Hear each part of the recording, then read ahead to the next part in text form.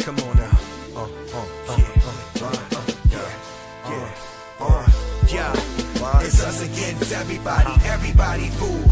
Nothing but the bulls, nothing but the bulls. It's us against everybody, y'all should know the rules. Nothing but the bulls, nothing but the bulls.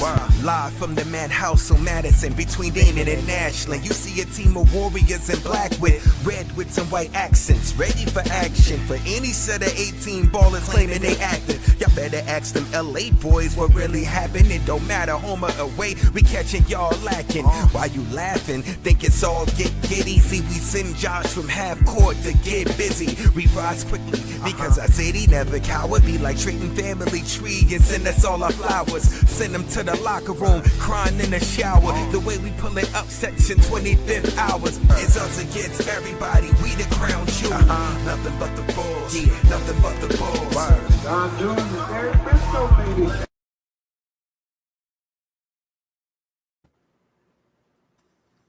What's up, Bulls Nation? I'm your host, Young Jordan. I'm here with my co-host, John and SeeRed. Together, we are the Bulls Bros. And this is a very special edition of Nothing But Bull because we are joined by the children of two Bulls legends. First, we have the daughter of Mr. Bull himself, Jerry Sloan, Holly Sloan. Holly. Hey, hi guys. Thanks for having me.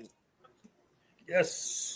As well as we are joined by the son of the great Butterbean Bob Love. Kelly Love is here. Kelly, thanks for coming on. I appreciate it. Thanks for having me, guys. There's my applause. There it is. First of all, how are you guys doing? Good. Doing good. Yeah. Kelly and I actually live in the same town, so we're both sweating it up right here. It's pretty hot and humid out here today. We got people in the comments saying hello to you guys. I mean, my glasses here. Hello. Oh, a lot of hello Hollies. I see some names I know. Look at I that, see some names. They're just coming in quickly, fast and furious. Yep. Yeah, she's gonna take all the credit today. You know. There's Kelly. There's Holly. Okay. Oh, a lot of hellos. I know these names. Oh, it's too funny. Well, again, thank you both for being here on Nothing But Bull. This is our first interview episode. So what we're going to do here, I know everybody's heard of 21 questions. For obvious reasons, we're going to do 23 questions. Somehow we just lost Kelly. Oh, it's Kelly. He'll be back. Yeah, we'll try to get him back in here. John, what's going on, man? Couldn't be more hyped than right now. Surrounded by so many legends. It's great. I'm losing you a little bit. You're using okay, can you hear me? Little bit. Good. There we go. Is a storm where you guys are? No, but I will say it is. Well, yeah, it's pretty cloudy. I will say that. Yeah, bad storm here. Oh, yeah. Just 20 miles away from you, but I'm sure you're seeing the same thing. Yep. Okay, we've got Kelly back. All right, Kelly's back. Here we go. Okay, Kelly is back. There he is. Yep. All right. It's like technical. Keep my hands to myself, like my teachers used to tell me. Let me. Here, I'm going to try and move. Okay. Oh, you got Kelly? Yep, got you. All right. Okay, so as I was saying, everybody's familiar with 21 questions. Here at Nothing But Bull, for obvious reasons, it's going to be 23 questions. I'm going to ask the first set. John will ask the second set. It's ladies first, so you'll be up first. And We'll get you to follow up. You good to go, Kelly? Sounds good. Holly? Yeah, I am. Yeah, right now, yeah. Okay. So, my first question I want to ask you both: as a young kid, what was the atmosphere like going to the games at the Madhouse on Madison? It cold, and I just remember it always being cold. There was a Yeah. gate. Yeah, there was a gate that we would walk through, and I don't know, every breeze in the world came through there. And just standing there waiting to go in was painful. It was called Gate 3.5, and that was the players' entrance, whatever. And it was cold. I just always remember freezing every time we had to wait and go through there. Always. Yeah. You walk through that gate, and the gust of wind would hit you, and then you'd smell the popcorn and everything. And back then they could smoke and do all that stuff in the stadium. So you smell all of that, and you walk in, and you knew you were, getting ready, you know. So it was fun though. But yeah, those winter games were tough, man. Yep. And that's basically when it always was, because that's when the season, sorry, I'm trying to, there, little less glare. That's when the season always was. It was always in the wintertime. So, it could be downright painful. I knew that was going to be a question. Yep. Yeah, our friend Danny is in the comments asking, did they have cup holders in the old stadium? No. No. You're lucky they had chairs. Right. Yeah. Cup Yeah. holders. No. Do you remember? You remember how much pop you spilled and your feet would just be sticking to the I'm floor, losing you again. and your feet would just stick to the floor because so much stuff was spilled, and and it was, there's no cup holders at all. Yeah. Uh, No.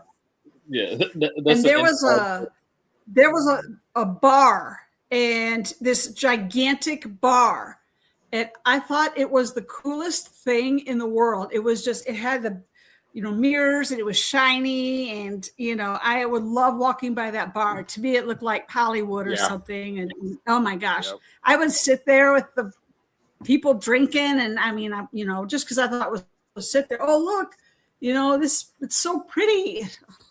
Yeah. yeah. It was lit up pretty well. Yeah.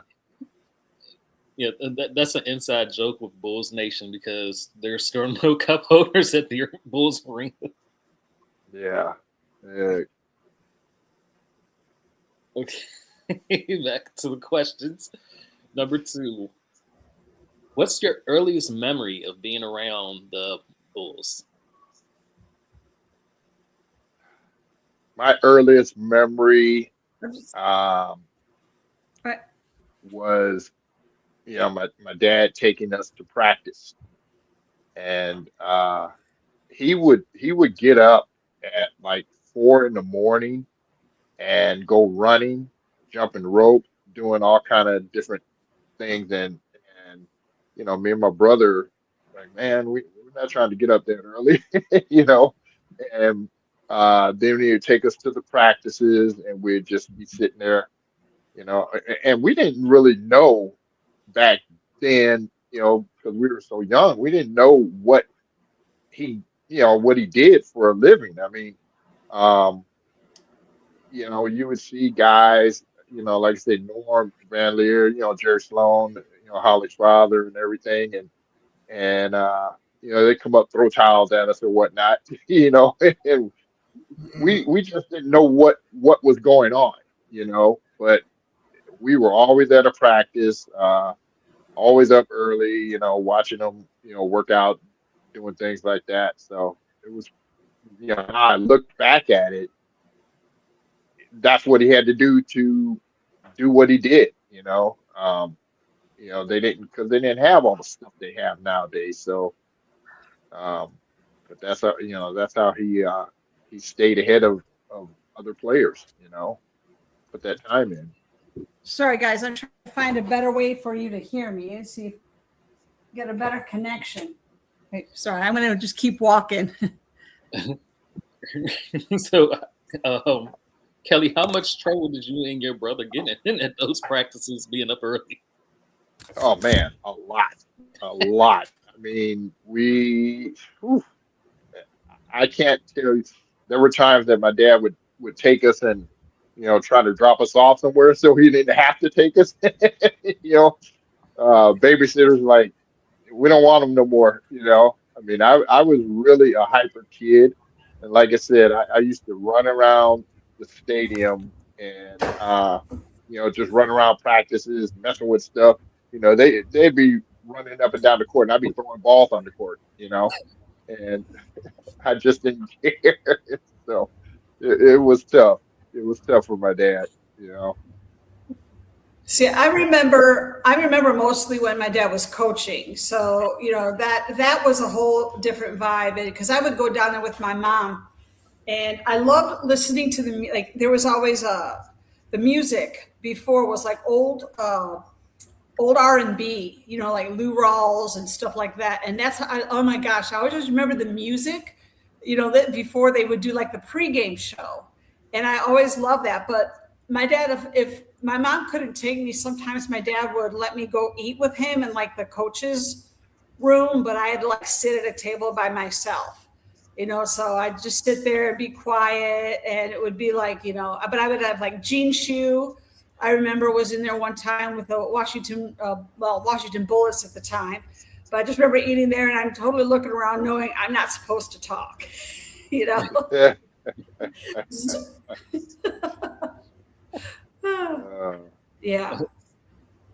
So, Kelly, I know you just said that you didn't realize like what your dad did for a living. So, right. At what age did you realize your dad wasn't just your dad, but he was like a Chicago sports icon? I would say later in middle school, junior high, when the teachers and everything started coming up to me asking me for autographs.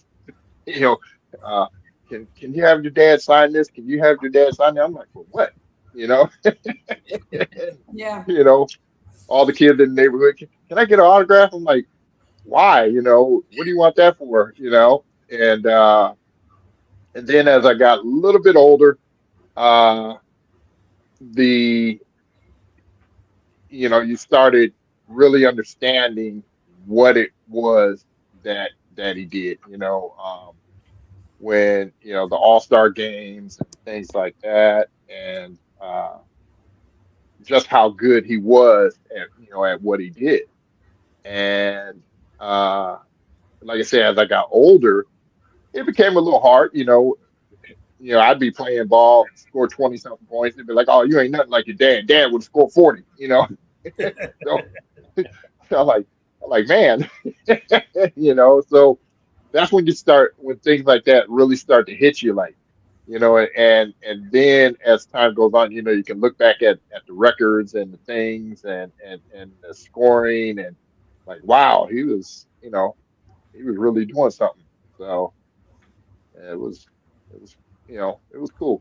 Yeah. I think when he retired, because my school made this banner and stuff for him, that was really, that was really neat. I didn't know. I got in trouble once for using the word famous. I didn't know what that meant. You know what I mean? It was just another adjective like tall, or you know what I mean? I'm like, I didn't, I didn't know what that meant. But it really, yeah. And I think when he became a coach, that too. You know what I mean? When you start watching TV and you listen to the radio, you realize, people are paying attention, and it's like, oh, and then I would get mad because like my friends' dads would come home at 5 o'clock, they'd leave at 9, and their dads would be home for dinner. And I was always jealous of that, because the days he would be home, I'd be like, oh, cool. It was like a normal family, Yep. Yep. Yeah. There was a lot of holidays, you know, Christmases, things like that, you know, Easters that we didn't see. You know, we didn't see Dad. You know, he's out, you know, Thanksgivings, you know, he's out playing. And Mhm. we didn't know that's how he made his living, you know. And so he had to. So just kind of Mhm. you get used to it. And then like say when he is home, you're like, yeah, Dad's home, you know. So Yeah, and if he's a coach, they're not doing well, you go to your room. yeah, yeah, You come down for dinner because it's not fun. It's not fun. yep, right. Yep. Melissa's in the comments asking what were their routines like when they were home. Practice. Uh, you know, he'd do some stuff with us, you know, go shoot, you know, go shoot some ball or whatever, do a few things, but you know, he'd rest up, then, you know, go to practice. 'Cause, like I said, back when they were playing, there really were no guaranteed contracts or anything. So they always tried to stay ahead. And they always, you know, like I said, my dad, man, he'd be up at 4 in the morning, you know, running and doing Yeah. different things. And now I know how things were back then. I understand why he did these things, you know, because nothing was ever guaranteed, and you had to prove yourself every night, you know. So, um, I mean, he was home, but it was like he was still taking care of business, you know. Yeah, absolutely. I remember the running. I remember him doing wall sits a lot, and I would try and challenge him all the time, doing wall sits. And I remember the ice bucket. You know what I mean, with the ice whirlpool. You know what I mean? Yep. He'd always have something, whether it be an elbow or something, or an ankle in the whirlpool. In the little, it was just a little. It's just like this little bucket with a motor. Yep. Yeah. How times have changed. I know. Right. Whole ocean. Mhm. Yep. Definitely. Okay, so this next question I'm going to preface for people who may not be familiar with the metamorphosis of Benny.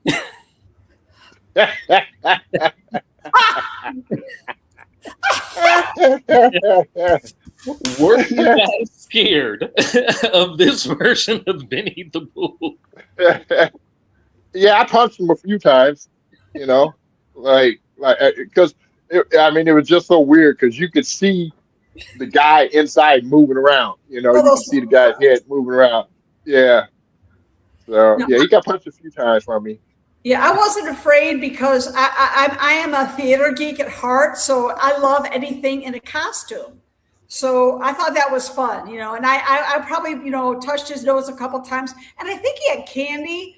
But I mean, you look at those. I look at the picture. I was like, oh, that's horrible. I mean, that is why. You know what I Right, mean?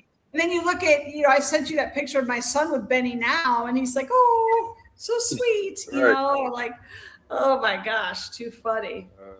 Too funny. Yeah. It's a huge change. Yeah, big time. Oh, sorry. I see my nephew. Colin says, "Go on, Holly." Yeah. That's my nephew. Oh, What's up? What's Melissa, up, of Colin? course I took the candy. Are you kidding? I'm not stupid. Yeah, yeah. Hey, So you got to take the candy; it's free. yeah. Hey, you took anything you could get back then. Yeah. Yep. So, did you guys ever get to spend time on the court after the game? Kelly, you Yeah, want to take that? Because you got to. yeah, yeah. We got to run around, you know, shoot a little bit, and just, you know, I remember just looking up at the baskets, like, man, how do you guys, you know, do this? And my older brother Kevin, he was a ball boy for a little bit, too. So he was the lucky one. They wouldn't let me be a ball boy. So uh, I would have I wouldn't have done the right things. So, I didn't. but yeah, Yeah, I did. And I didn't really become interested in playing until I was like 10, I think, when my older sister, started playing. But my brother told me this story. He was on the floor shooting around, and Will Chamberlain was there. And I guess Brian wasn't supposed to be there. And the ball rolled over to Brian, and my brother picked it up. And Will comes out to him and says, "Give me the ball." yeah, My brother just threw it and ran away, But yeah, no, I didn't. But when my dad was a coach and he had grandkids and the grandchildren, like after when they would come out to Salt Lake, yeah, my nieces and nephews and my stepson would go out there and shoot baskets, which I thought was great that he would let that because we didn't get to do that. Melissa asked in the comments, did you guys watch basketball with them after they had retired? I guess Holly, when he was a coach, would you like watch, film with them? Interested to know their perspectives on the game after they had left. I did for a little bit because as my cousin was a coach with Memphis for a good while, so I was really interested in following the Grizzlies, and of course, I love watching. I was always, the Bulls and the Jazz, they fed and clothed me. They paid my way through. You know what I mean? So you can't not. You always want good things for that. But honestly, as far as watching goes, not really so much. But the last 2 years, I've kind of had a resurgence in watching the Bulls because I have a new favorite player out there. So. yeah, they're making things exciting again. Yeah. So yeah. Yes.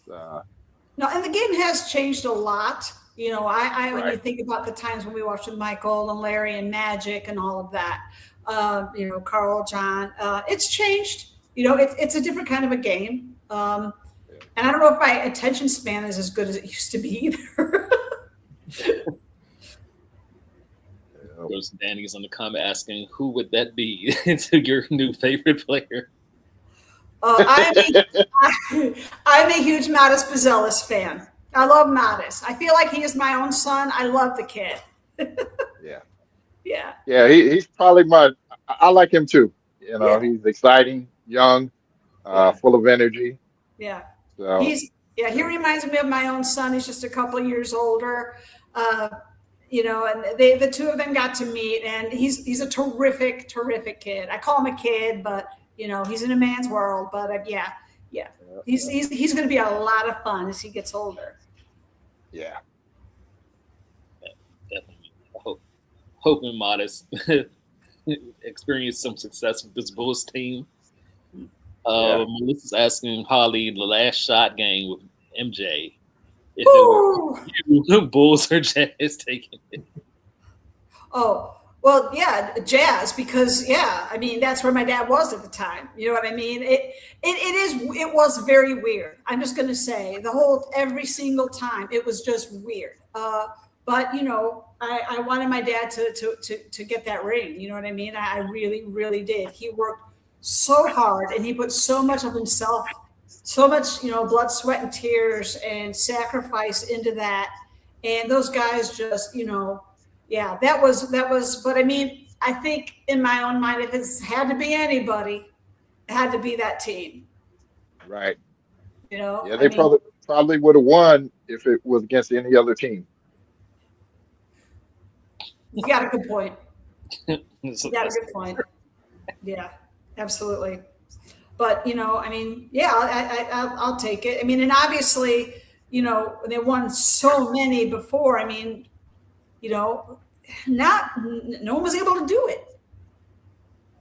So I think we did the best. I think we actually did the best against them, to be honest. I really thought they did. Yeah. It was hard, though. It was hard.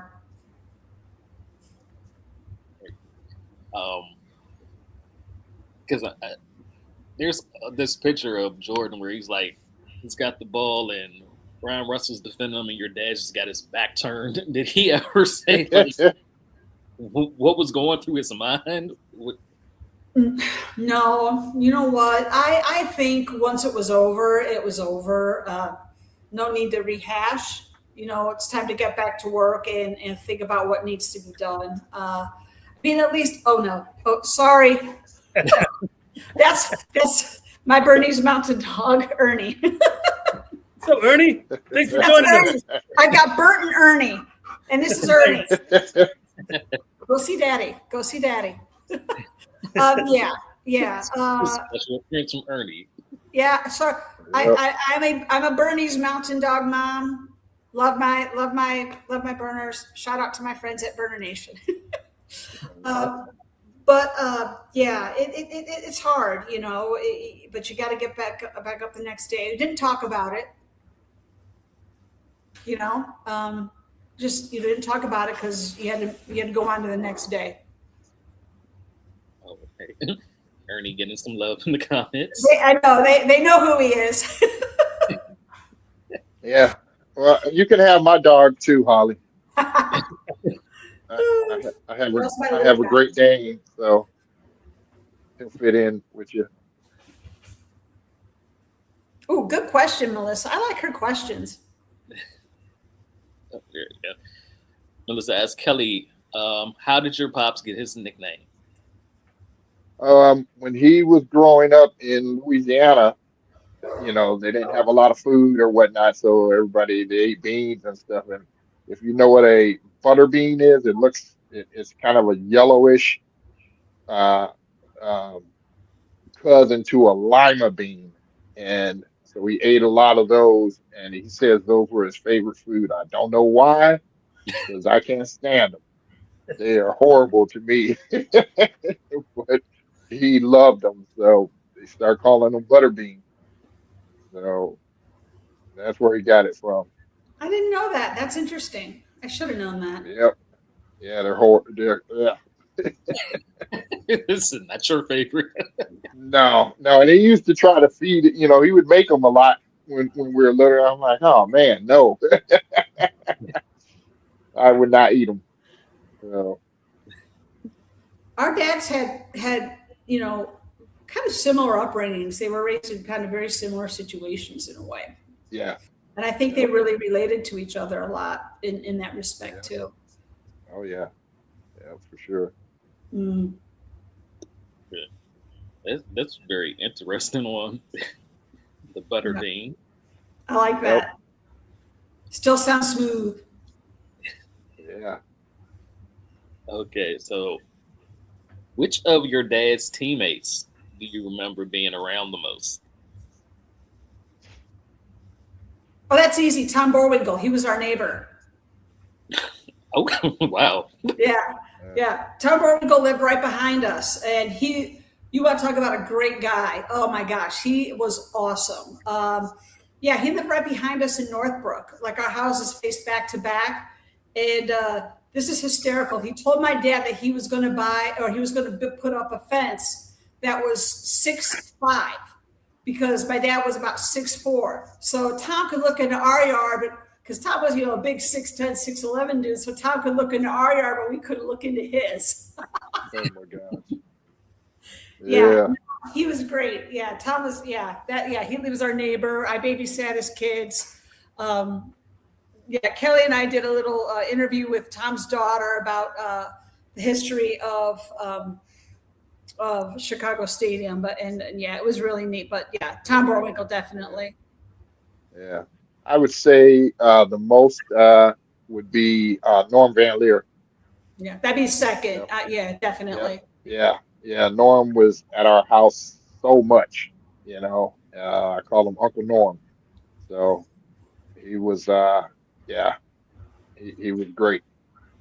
He was definitely the most interesting. Oh yes. It was always fun when he was around because something was always going on. Did he have a sheepdog, Kelly? I think he did. Yeah. I remember a sheepdog. Yeah. Yep. Stormin' Norman. He, he just was, that what was that? What did he play? Customer Sam in Barbershop. It was just kind of like Yes. that, always talking. Yeah. Just so much fun to be around. You know what I mean? Yep. He was. Yeah. He was a personality. Oh yeah. And Bob as well. I always remember, Bob being around as well, and like going to, if we went to Angel Guardian, like he would be one that would say hello or talk or something. Yep. Mm-hmm. Okay. You might have answered this question already there, but the funniest player that you remember meeting. It would probably either be Norm. It might be, it could be John Stockton, but that's just because he liked to pick on me personally. Like I said, he picked on me worse than my own brother did. And I could not be in the same room with the two of them because they both would be all over me. I'd be in tears almost, and my dad would think it was hilarious.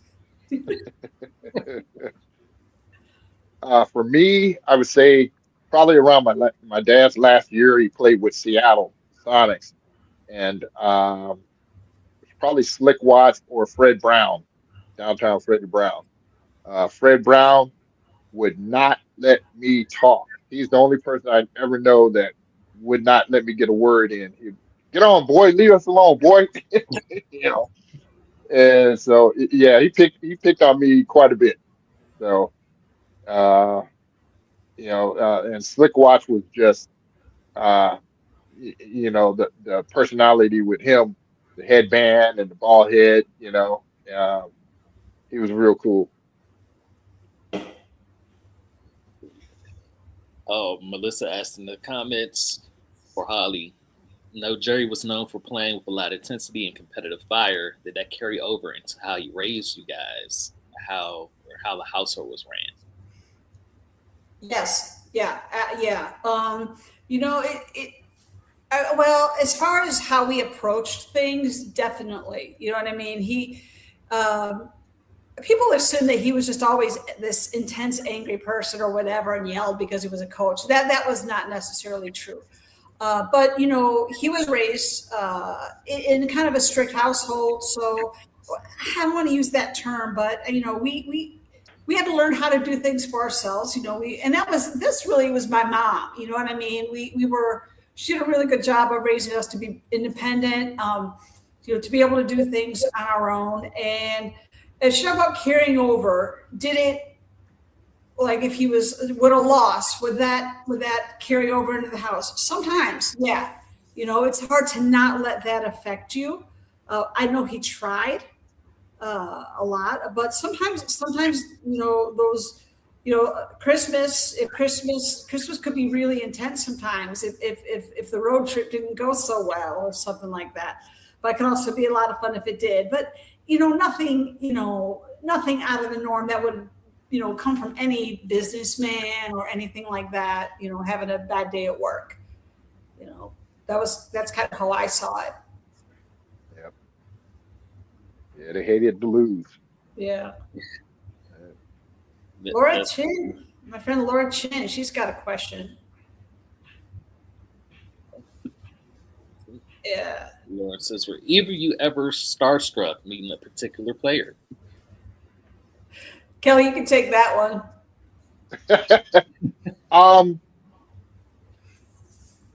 Oh boy, well, let me see. After my dad retired and he started working with the Bulls again, and I remember meeting the first time I met Michael Jordan. And at that time, Michael was, he was, coming up and everything. So, and we did a few things outside of, basketball. And I remember just walking and like, man, I'm walking with number one at the time. My dad was still the number one scorer for the Bulls. All-time leading scorer. And then Michael Jordan was hot on his heels. And I remember just walking and, with them and seeing people, the looks and the awes and the, that the other people would, give. So I felt pretty like really good. Like, man, I'm in, this is rare company, but I wasn't, I don't want to say awestruck because as many times as I hung around Michael, I never got his autograph or anything. And everybody's like, why'd you get his autograph? I'm like, I don't know. It just, I felt weird. I felt really good, but I would never ask him for his autograph. Yeah.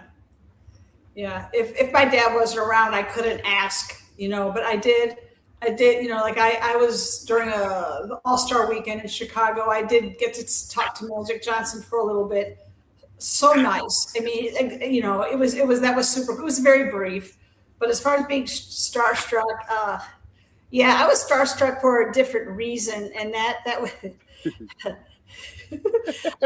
Yeah, I had a terrible crush on Christian Leitner when I was growing up in college. When I was in college, so I did get the opportunity to be introduced to him, and yeah, I was starstruck to the point I couldn't speak. I just stared and looked like a total idiot, and then went home and probably cried after that. Oh my gosh! Right after. I blew my chance, man. I lost it. Nope, that wasn't happening. Oh my god! You're not so smart when you're 20. Oh boy. What was it like for you guys the night that your dad's jersey was retired and raised into the Raptors? Oh boy. Okay. All right. I remember this one well. I was living in Seattle at the time, and I flew back out to Chicago, and it was freezing cold outside. And I had,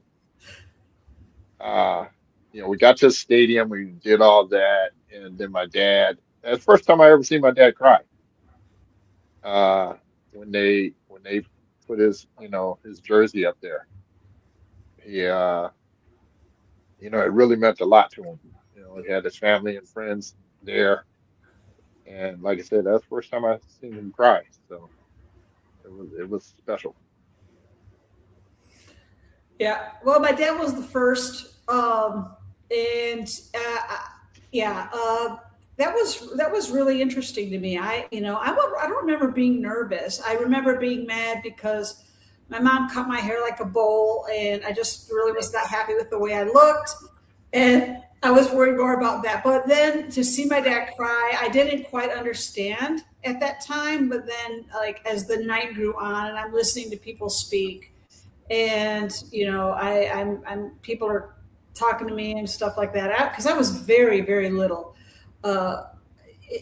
It gave me a really big appreciation for what he had accomplished. You know what I mean? And yeah, that was really special. Especially being the first. So every time after someone else was there, that was it's so neat because I know how they're feeling. I know how proud they are. And they're in the club. And it's just really, I was at the Derrick Rose, and I'm looking at his little son crying, and I know, I'm like, I feel you, kid. I know exactly what you're thinking. You're a little scared by this. You don't get it yet, but you will one day. You will one day when you come back into this building, and you'll see that. You'll see how special it really was. Yeah, for people that don't understand just how iconic that is, the Bulls have only retired 5 numbers. Right. Jerry Sloan was the first, and Bob Love was the second. And they're the 2 amongst the 5, the other 2 being Michael Jordan, Scottie Pippen, and Derrick Rose. So, elite company, and that just tells you how great of players that both of your dads were. Yeah. Do you guys have a favorite Bulls moment that you shared with your dad? Bulls moment. I don't know if you call it a Bulls moment so much as it was a Jazz moment that involved a Bulls player that only I saw. And that was on the bus. I wasn't allowed to travel, and I never really told this story publicly because it was something I kind of kept to myself because I was the only one that really saw this. But it was during the playoffs. I can't remember which one, first or second time. But I was sitting behind my dad on the bus, and my mom was actually traveling with us, which is really weird, but my dad finally let us travel. And so I'm sitting behind my dad, players are behind us. My mom's sitting next to my dad, and she's just kind of looking around. And all of a sudden, I see Dennis Rodman. And he's got his glasses on, and he's walking real slow. And he's walking, all of a sudden I see him walk. He's walking right in front of the bus. And he's walking. He stands dead center in front of the bus. He's got his sunglasses on, and my dad is sitting in the front of the bus. And he folds his arms and he's shaking his head, going like this. And I know who he's looking at. And he's looking at my dad. And my dad's looking at him. And my dad he didn't move an inch. And I'm sitting here watching this, and I'm like, what? He's going to do something. What's he going to do? Is he going to do something? And then he stood there and posed for a while and looked. And then he backed up and walked away. And then my dad goes, and my mom's like, what? He goes, did you see that? And he goes, bad look never hurt me. But that was awesome. And I learned a lot from that. What did that mean? What did that do? What was that supposed to do in his mind? Right. You know what I mean? And I mean, they had a history, so yeah, that was probably my favorite thing, because I was really the only one that got to see that. So that was awesome. But my dad never cracked a smile. I mean, he was there to play. He wasn't there to play. Right. Put it that way. Right. Yeah. It didn't affect him. Yeah, he was amused. Yeah. Well, my dad, I don't know how he pulled this one off, but he gave me a 6-peat Bulls leather jacket one Christmas. And so the following year, I'm wearing it, and it's a preseason game.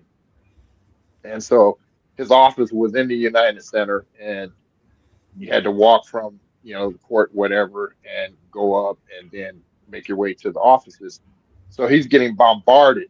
I mean, there's like probably 200 people surrounding us, and he's signing autographs. And then the next thing I know, he goes, all right, his turn.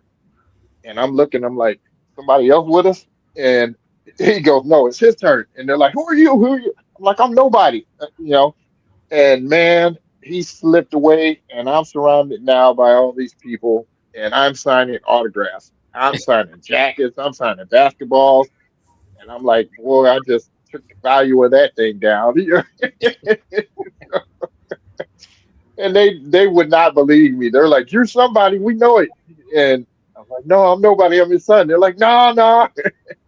So, and next thing I know, my dad's gone. I'm like trying to find him. I'm like, and I don't know how he knows how to walk and get away from people, but he did it. And I was stuck for like 25 minutes signing autographs.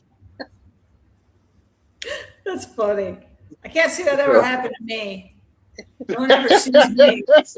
No one ever sees me. I'm a little smaller than those people around me. Right. Yeah.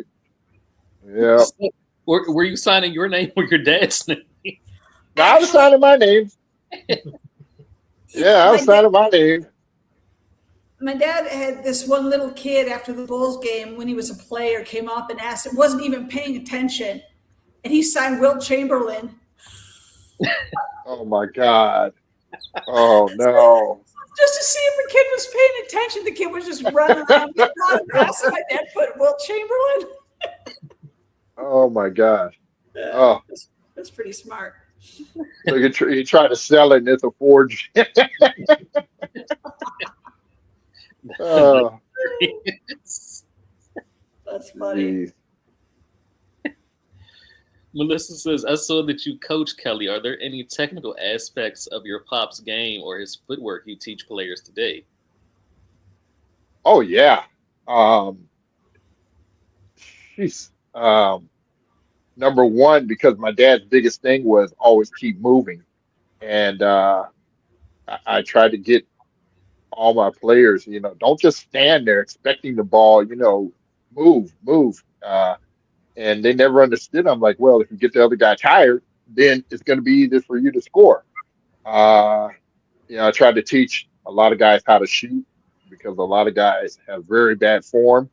Uh, and my dad used to keep the ball up really high. So I tried to teach him that, that way, you're not going to get your shot blocked.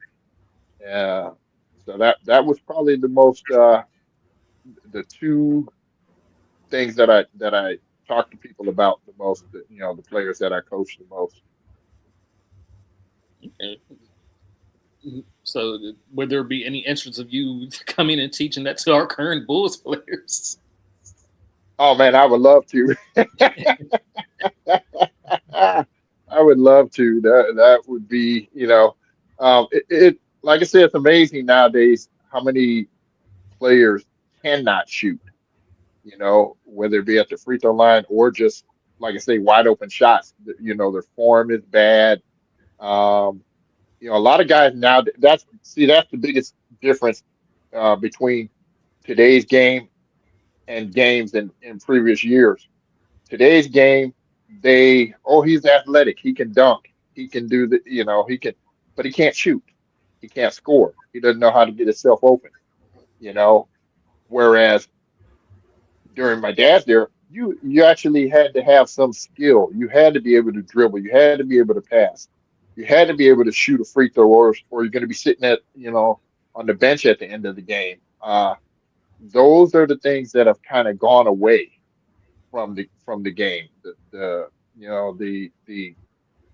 technical things, just the basic things of basketball have left. Yeah, it's definitely sorely missed in today's game. I think when they're young Yep. now, they're just told to just, get the ball up there, get the points, look Right. good. Yeah. I think it's and it does a disservice. Right. Shoot a 3-pointer, even though you don't know how to shoot. Shoot a Exactly. 3-pointer. All the kids come in the gym and the first thing they want to do is start jacking up threes. It's like you missed 5 layups last game. How about work on your layup? So Everybody wants to be Steph Curry. man, woof. John, got the other questions ready? Oh, I've got them ready. First one I've got is what was your dad like once he got home from the Chicago Stadium? I'm sure you could probably tell whether the Bulls won or lost just by the way they looked when they walked in the door. Yeah, you could. Yeah. It was Yeah. come straight in the door, throwing stuff down, and go straight to the kitchen, grab a beer, sit down, watch some TV. Um, there were some nights like that. You knew it's like, uh-oh. So you just kind of knew. Like I said, you could tell the mood they were in and how things were. If they won, he'd usually have something for us or something. Something here. Come on, eat with me. Or if he lost, stay in your room. Yeah, no, it could be rough. My dad would get home though before I would go to bed. And then sometimes if he got home way too late, he slept on the couch that was in like the front room, and I'd have to practice piano every morning. And so I'd be beating and banging on the piano and he's still asleep. But I never got in trouble for that. No. Yeah. No, but it was tough. It was always tough as a player or I don't remember much of that as a player, but as a coach, definitely. What about when they won? Yeah.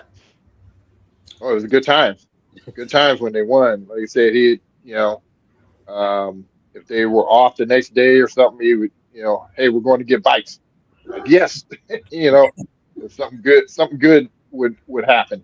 you know. So, um, but like I said, I think the worst time was when they lost in '75 to the Warriors in the Western Conference Finals. That was really a tough one for them because you know, if you look at the records and how things they gone that year, they really should have beat Golden State.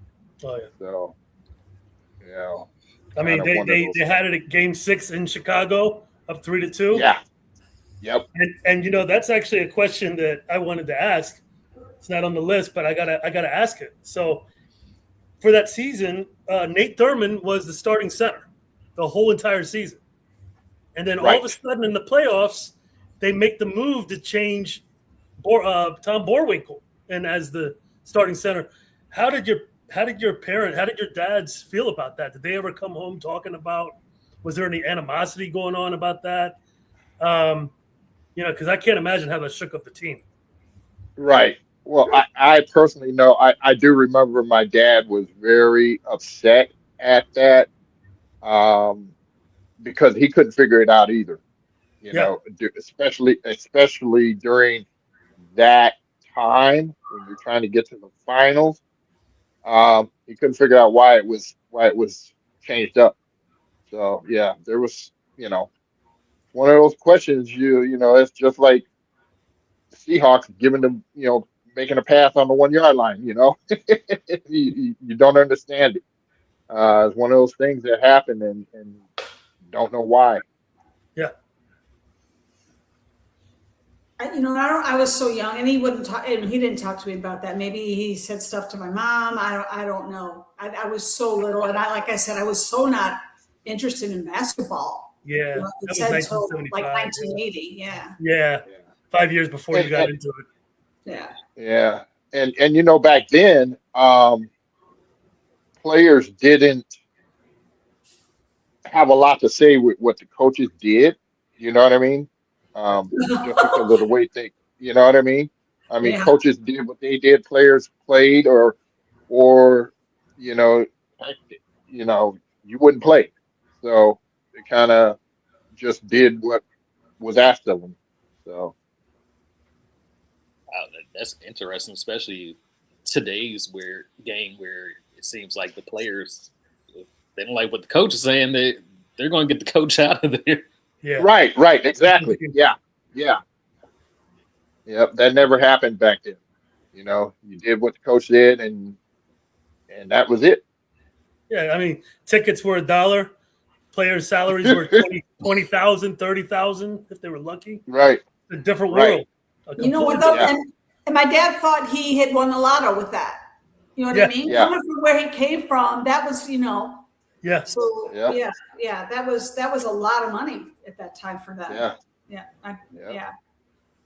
definitely. That's amazing. What do you think people misunderstood most about your dad? Definitely, because my dad, you know, he had a speech impediment. He stuttered really bad, so he never really did any interviews and stuff. You know, after the game, so a lot of people thought they thought he was dumb. Number one, but he had a degree. You know, he had a degree out of college, and he's very smart. But yeah, people thought he was, you know, probably dumb, you know, mean, unapproachable. But you know, he had a speech impediment, so it was kind of, you know, the media and whatnot didn't approach him. You know, so he missed out on a lot of opportunities because of it. I think people thought my dad was just always intense and mean or whatever, and that isn't true. You know, he's actually very funny, and he has like he really had a lot of bad dad jokes. You know what I mean? And it was embarrassing, you know, because like sometimes if I bring friends over, he'd say something and I'd be like, no, you know, type of thing. But he was very funny. He was he really liked little kids, and he always got a kick out of them. Like when his grandkids were real little. I mean, he always thought they were so funny. You know what I mean? Just watching them grow up, But I think people assumed that he was like that, all the time, and he was not. He was not. Uh-oh. Uh-oh. Like, Yep, I'm here. Still hear you though. Okay. Yeah, so I think people, he actually was very, very funny, and you didn't know. I mean, and the way he delivered things was like, you don't know if that was supposed to be a joke or not sometimes, and it was, yeah.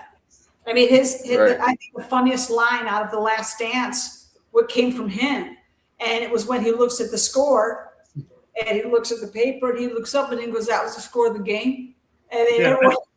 I mean, I thought they scored 196. Yeah, that was like, I mean, and that was a lot of how his humor was in certain ways. Yeah, absolutely. Did your dad have a favorite teammate or someone he stayed close with after basketball? Kelly, you want to take that? I'd say he talked to Jerry a lot, just because Jerry was coaching, and my dad was working with the organization, the Bulls, and he always talked about Jerry. He talked to Jerry, and him and Norm. Oh man, during when Norm was doing the shows, the announcing and commentating and things like that. Oh, you want to get a good laugh? You see them two at the game, and they would be sitting at the bar, just, whew. I mean, it was fun to watch them two talk and just, talk about how they were this much better than this guy, this guy, and if I was making that much money back then, oh, it was wild. But yeah, I'd say Jerry and Norm, definitely those two. Yeah, Tom Burwinkle, because Yeah, Tom. Neighbor, yeah. But all those guys, whenever, because he, and for a while our base was not here in Chicago, it was in Southern Illinois, and he wasn't here. You know what I mean? For a couple of years, and then he's out in Utah. But yeah, I know that a lot of times they would show up at some games and things like that. And so he was always so thrilled to see them. Always. Yep. Always. Definitely. This is for Holly. So fans know Jerry Sloan is one of the toughest competitors in basketball, but what side of him did only the family get to see? Oh, like I said, his humor. I mean, his humor and his generosity. He was a very generous person.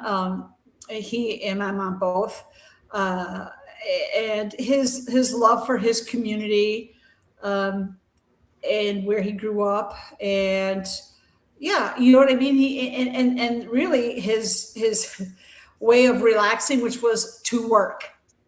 You know what I mean? He never went to All-Star Weekend. We got those tickets, and we would go and party up and have a good old time. He'd go back down on the farm and work from morning till night. That's how he unlocked.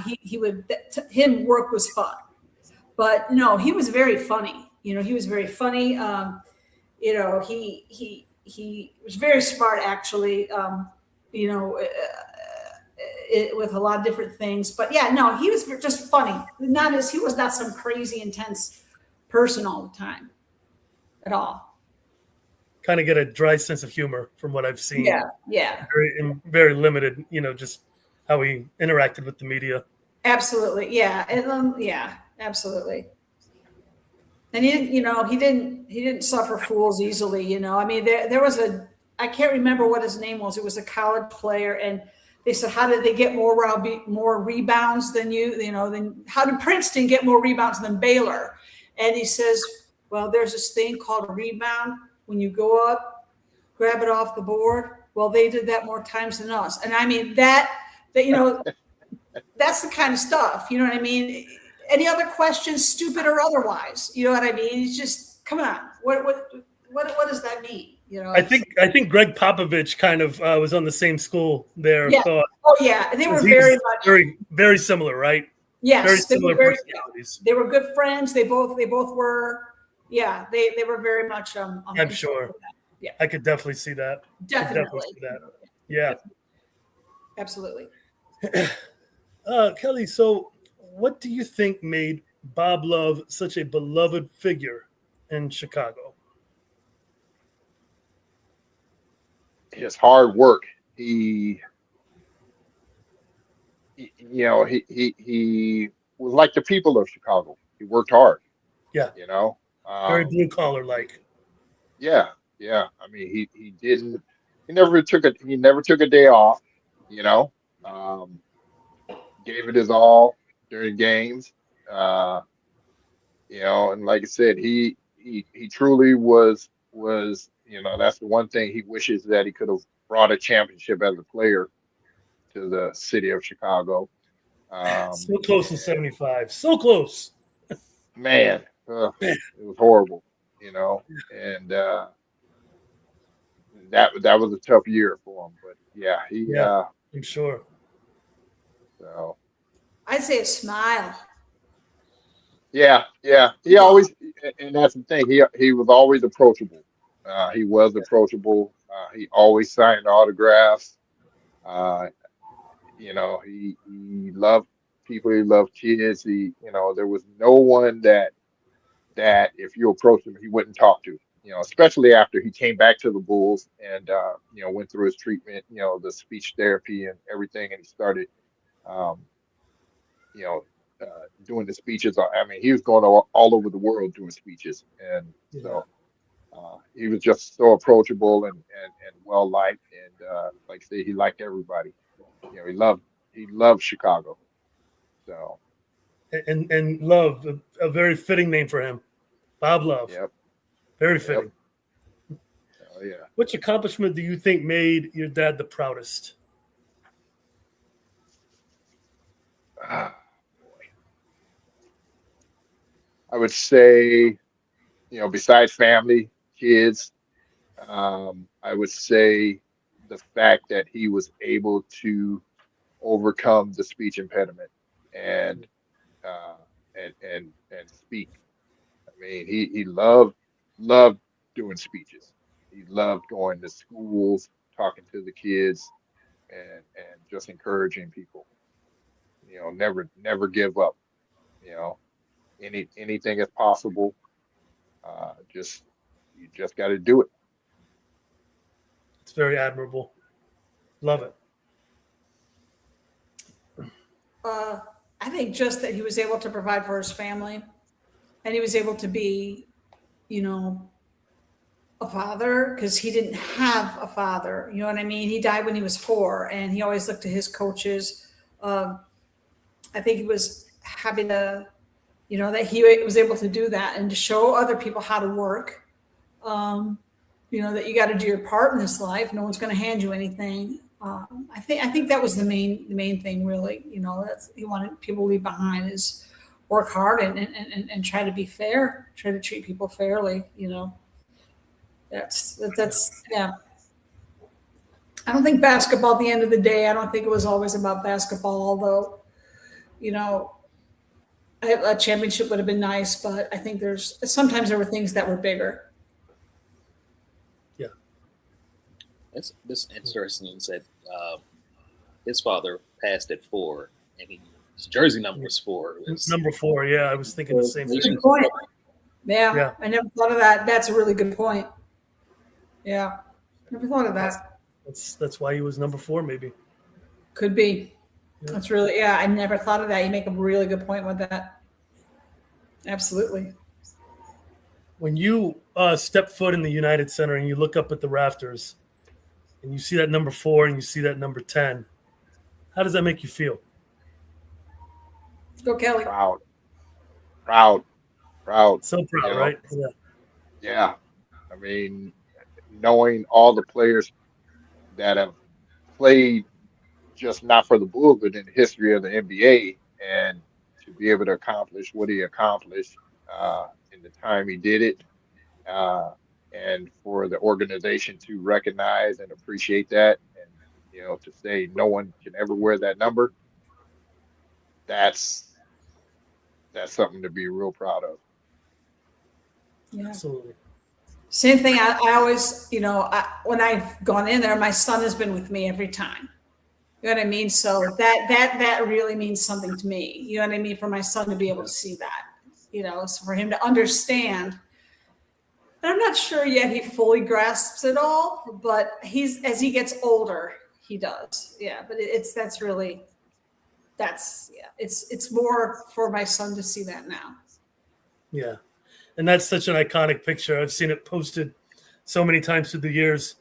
And the Bulls' 50th year anniversary, they had player banners, really large banners like in the main area outside the arena. And it's a picture of you and JJ.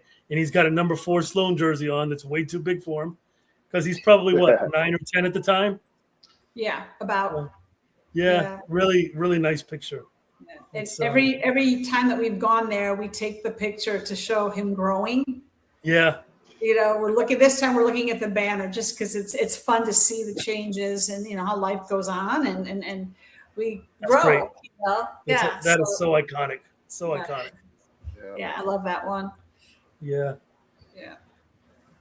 If your dad could see what the Bulls have done since Bryson Graham was brought on, hiring Thiago Splitter, drafting Caleb Wilson, going really from a guard-oriented small ball lineup to a defensive-minded, highly intense, it looks like it's going to be a very highly intense team, kind of like those 70's Bulls.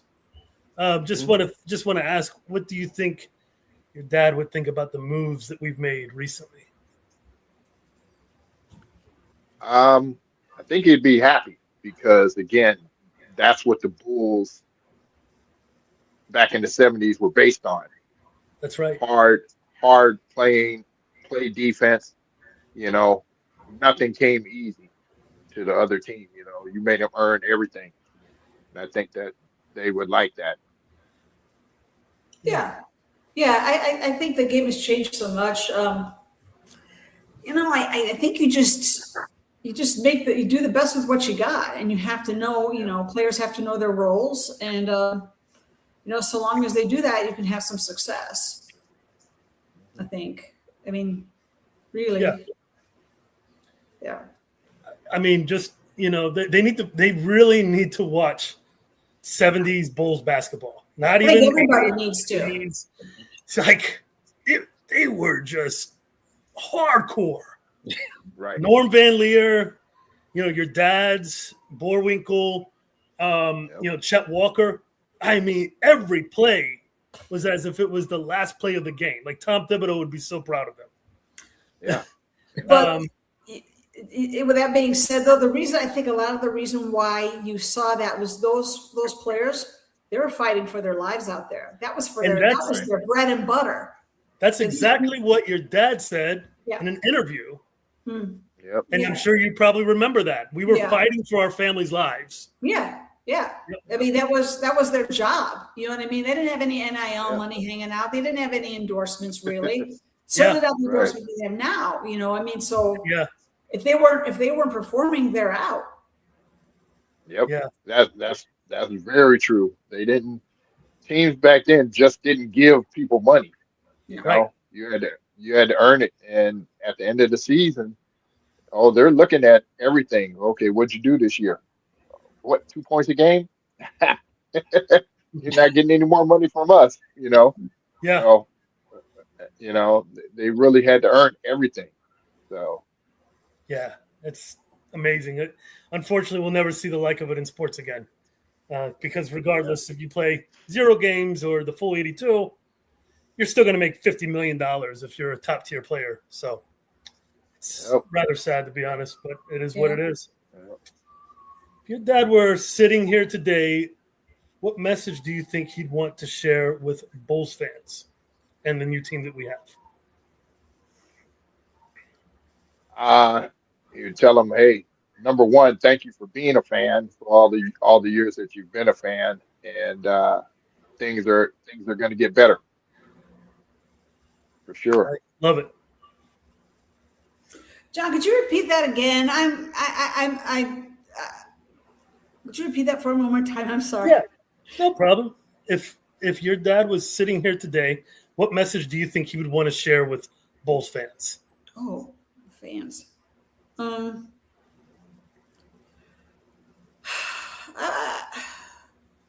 would say, support your team. Support your team. You know what I mean? If they're doing what they're supposed to do, and if they're playing hard, things happen, and you got to learn to deal with that. And as long as they're not, if they're giving everything they've got, you got to support them. You got to support them. I think that's really important. Support your team. Absolutely. Well, it's one thing. Bulls fans, for the most part, through thick and thin. That used to be our slogan. And there were many years right after the dynasty was over. So many people in my family, friends, why would you support a team that got rid of Jordan and Phil Jackson and Scottie Pippen? SeeRed for life. SeeRed till the deathbed. I can't help it. That's right. Just the Bulls fan. So I got one more question. When people hear the names Bob Love and Jerry Sloan years from now, what do you hope their lasting legacy will be?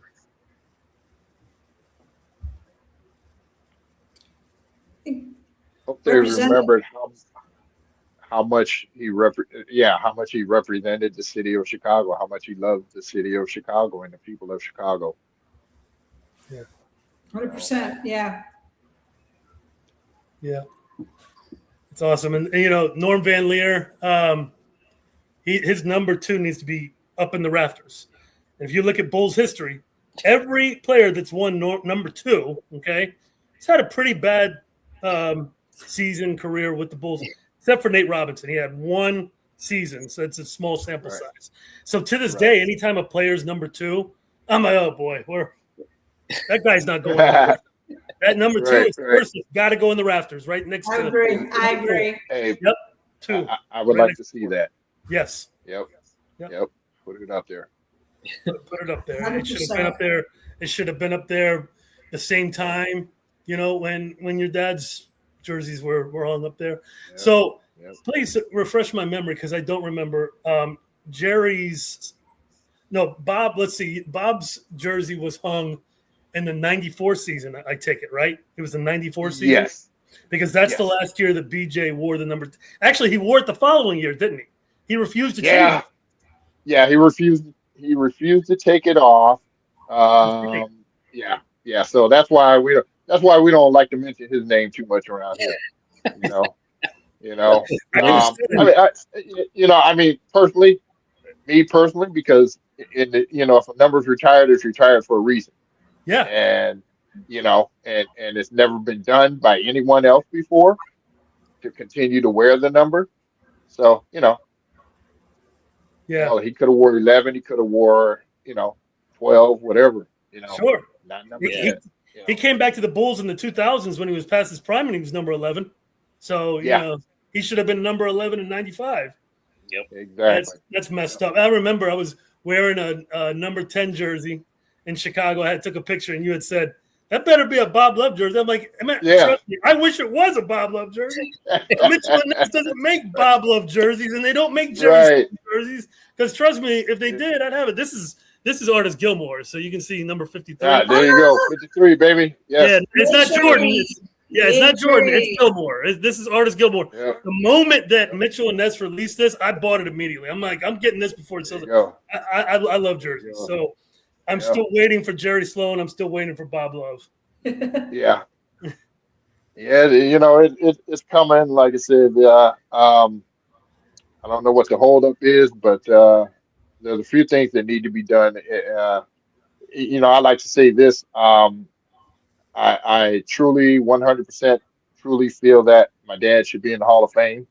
Yes. And he's in every other Hall of Fame there is, small college.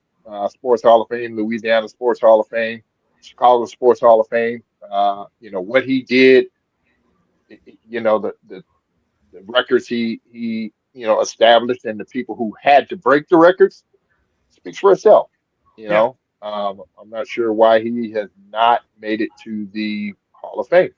You know, so I wish it would have happened when he was alive. Yeah.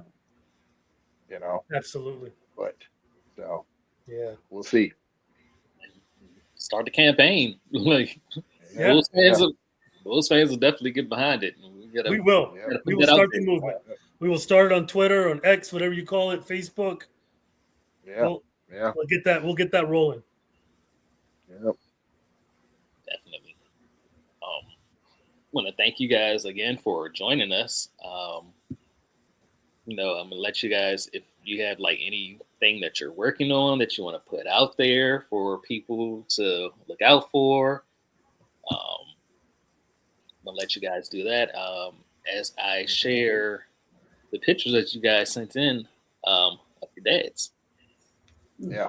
Yeah. Well, I told Holly, since we live so close to each other, I told her we need to get together and get a book going. So, that's one of my,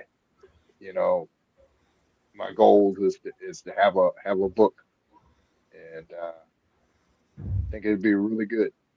Yeah, I think that would be really neat. I appreciate you having us. Oh my gosh. Oh, this is the best part. Look at that. All right.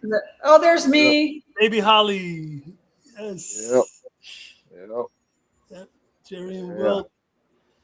Yep. Jerry with the Bullets. He was with the Bullets for 1 year, Yeah, and then Johnny that Red was his- Kerr recruited him, and he was Yeah, drafted he in was- the Bulls expansion draft. He was That's why miserable. he's the original Bull. Yeah. Yeah, he's begged him, take me with you. I'll work harder for than anybody else.